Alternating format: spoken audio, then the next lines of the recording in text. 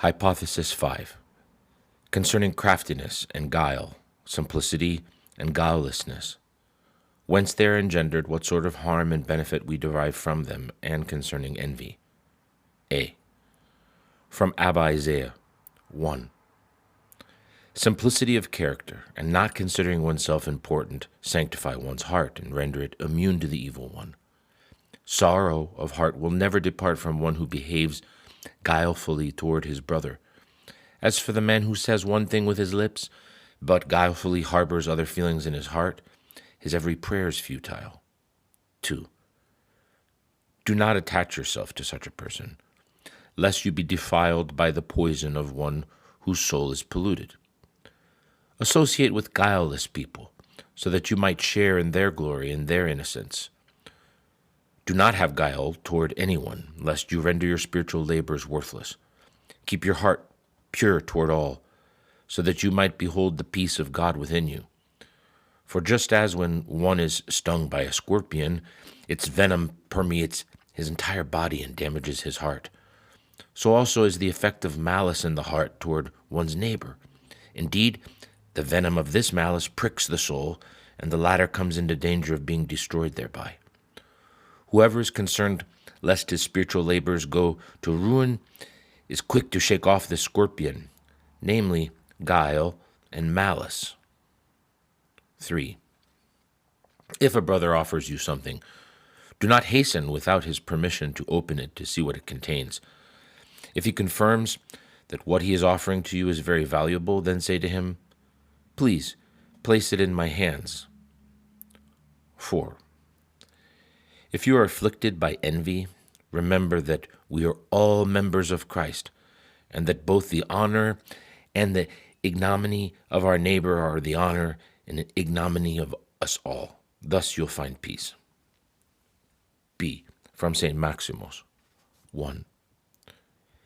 It takes effort to restrain the resentment of an envious man, for he regards what he envies in you as his own misfortune. It is not possible for you to curb this passion in any other way than by concealing the object of his envy. However, if this thing benefits many but arouses resentment in him, whose side will you take and whose will you disregard? 2. It is assuredly necessary to benefit the majority, but as far as possible you should not neglect the envious man, so that he is not destroyed by the passion from which he suffers. You will not be defending his illogical and impersonal passion, but the poor man who's suffering from it. Humbly consider him a better man than yourself and put his interests before yours everywhere, always, and in every circumstance. 3. You will curb your own envy if you rejoice over that which gives joy to the one whom you envy, and if you grieve together with the one whom you envy over that which grieves him. In this way you will fulfill the recommendation of the Apostle Paul, rejoice with those who rejoice and weep with those who weep, Romans 12, verse 15. C. From Abba Mark 1. He who does wrong in secret is more wicked than those who do wrong openly, and for this reason he is punished more severely. 2. He who machinates and does evil in secret is a serpent, as Scripture says, lying on the path and biting the heel of a horse, Genesis 49:17. He who at the same time praises his neighbor to one man yet criticizes him to another has been overcome by vainglory and envy. He attempts to conceal his envy with praise, while through censure he makes himself out to be better than his neighbor. 3. Just as it is not possible for sheep and wolves to graze together, so also it is impossible for one who deceives his neighbor to obtain mercy from God. D. From St. Ephraim.